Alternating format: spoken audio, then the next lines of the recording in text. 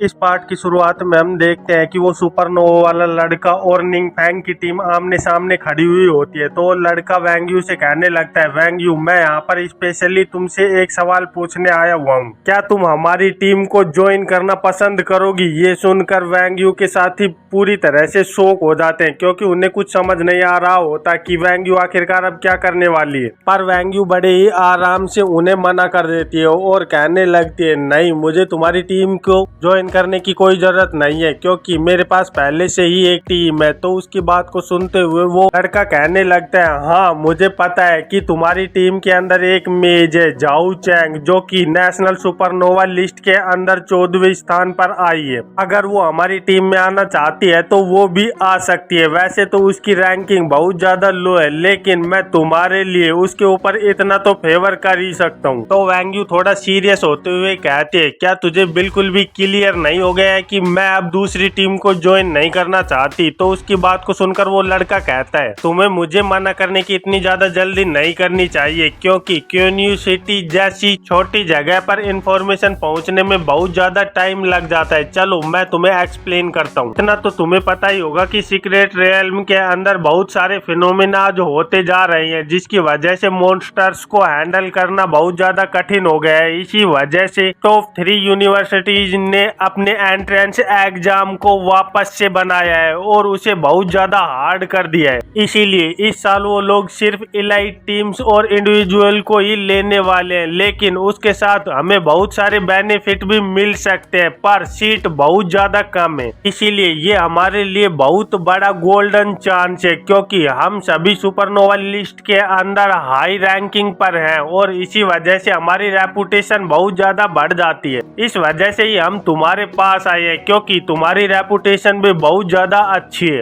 और तुम्हें ये नहीं भूलना चाहिए कि तुम्हारी किस्मत में बहुत ज्यादा स्ट्रॉन्ग बनना लिखा हुआ है। और अगर मैं इन लोगों की बात करूँ तो इस वर्ल्ड में कमजोरी ही सबसे बड़ा पाप है। और ये कहते हुए वो लड़का बहुत ज्यादा खतरनाक लग रहा होता है। तो उसकी बात को सुनते हुए वैंग यू को भी गुस्सा आ जाता है और वो अपने हथियार को बाहर निकालने लगती है, जिसे देखकर वो लड़का वैंग यू को रोकते हुए कहने लगता है, तुम्हें किसी भी चीज के अंदर इतनी ज्यादा जल्दबाजी नहीं करनी चाहिए, क्योंकि तुम्हें तो पता ही है कि तुम एक आर्चर हो और तुम ऐसी छोटी जगह पर मुझसे फाइट नहीं करना चाहोगी, क्योंकि ये तुम्हारे लिए बहुत बुरा हो सकता है। इधर झाऊ चैंग भी जल्दी से वैंग यू को रोकते हुए कहती है, इन सब लोगों को छोड़ो, हमें इनके साथ ज्यादा बात नहीं करनी चाहिए और किसी और जगह पर जाकर अपना लेवल अप करना चाहिए। तो झाऊ चैंग की बात को मानते हुए वो सभी लोग दूसरी ओर जाने लगते हैं। इधर हम निंग फैंग को देखते हैं, जो कि उन लोगों को देखकर सोच रहा होता है, सच में ये लोग हमारे लिए बहुत बड़ी मुसीबत खड़ी करने की कोशिश कर रहे हैं, क्योंकि वैंग यू भी जस्ट अभी ही अवेकन हुई है। मुझे नहीं पता कि वो लोग कितने स्ट्रोंग है और वैंग यू उन्हें हरा पाएगी कि नहीं। अभी कोई निंग फैंग का रास्ता रोक लेता है, जिसे देखकर निंग फैंग अचानक से चौंक जाता है और फिर हमें पता चलता है कि वो दूसरी टीम का एक लड़का होता है, जो कि निंग फैंग से कहने लगता है, क्या तुम झाऊ चैंग हो।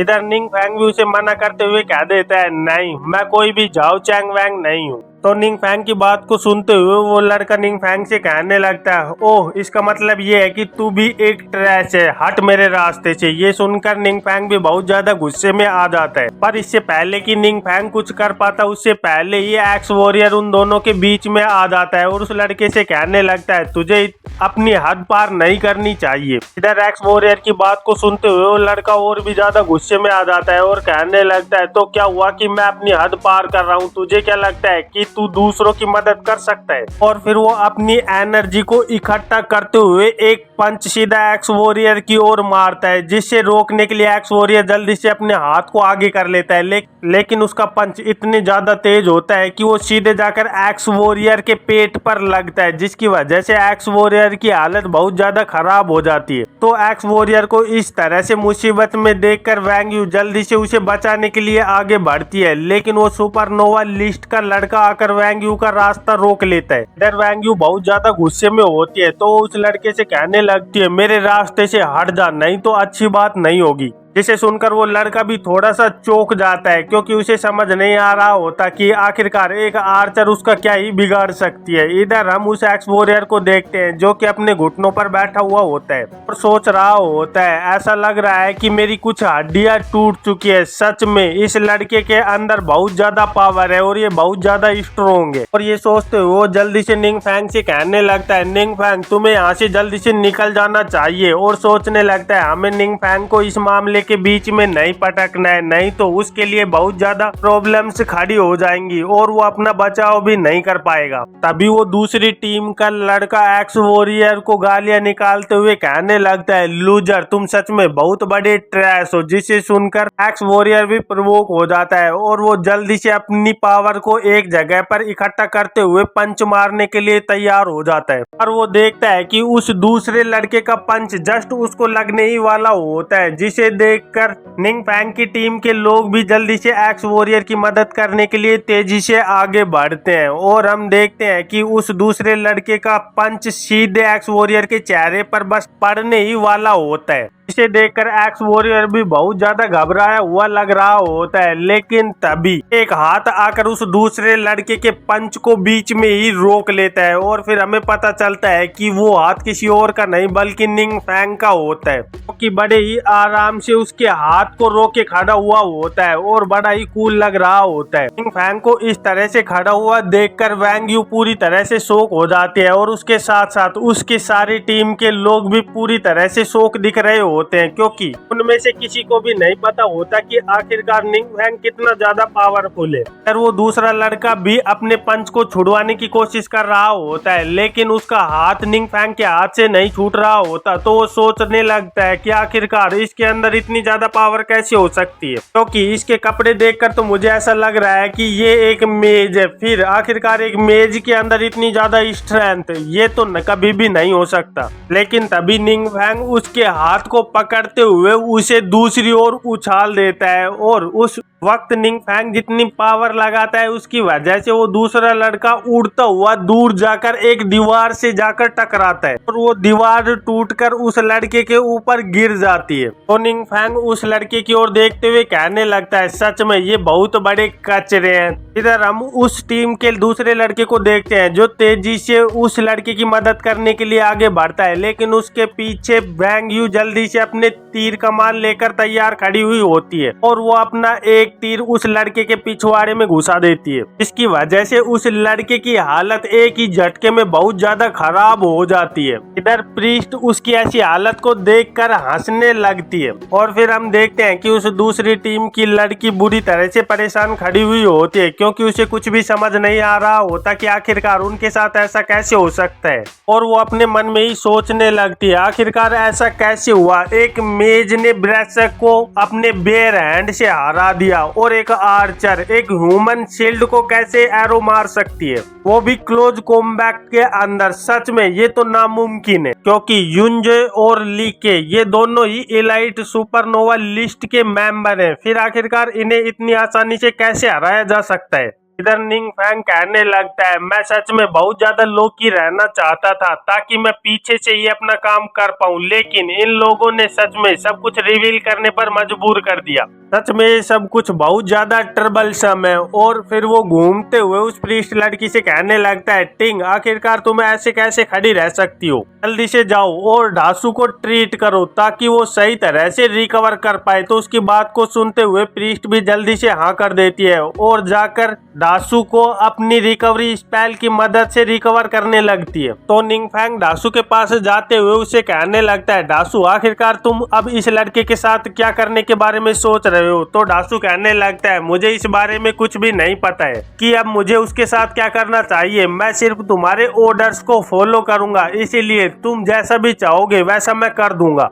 ढासू की बात को सुनकर निंग फैंग अपने मन में ही सोचने लगता है, सच में ये सब कुछ होने के बाद सभी लोगों का एटीट्यूड मेरी तरफ पूरी तरह से बदल गया है। और फिर वो ढासू से कहने लगता है, जाओ और उस लड़के के सारे इक्विपमेंट को ले लो, इन्हें हम अपने कंपनसेट के तौर पर रख लेंगे। और निंग फैंग की बात को सुनकर ढासू भी थोड़ा कंफ्यूज लग रहा होता है, लेकिन वो जल्दी से हाँ कर देता है। इधर वो सुपरनोवा लिस्ट वाला लड़का कहने लगता है, आखिरकार तुम ऐसा कैसे कर सकते हो, ये तो रॉबरी है, तुम ऐसा नहीं कर सकते। पर तभी उसके सामने एक खतरनाक ब्लास्ट होता है और वो निंग फैंग के एक पंच की वजह से हुआ होता है। तो निंग फैंग गुस्से से उसकी ओर देखते हुए कहने लगता है, क्या आखिरकार तू क्या कहना चाहता है। तो निंग फैंग को इतना ज्यादा गुस्से में देखकर वो लड़का भी बहुत ज्यादा घबरा जाता है और फिर मुस्कुराते हुए कहने लगता है, नहीं, मैं तो ये कह रहा था कि जो इक्विपमेंट मैंने पहने हुए हैं वो भी बहुत ज्यादा वैल्यूएबल है और अगर तुम चाहो तो इन्हें भी रख सकते हो। तो निंग फैंग उस लड़के से कहने लगता है, हाँ, अब तुम कुछ सेंसेबल बात कर रहे हो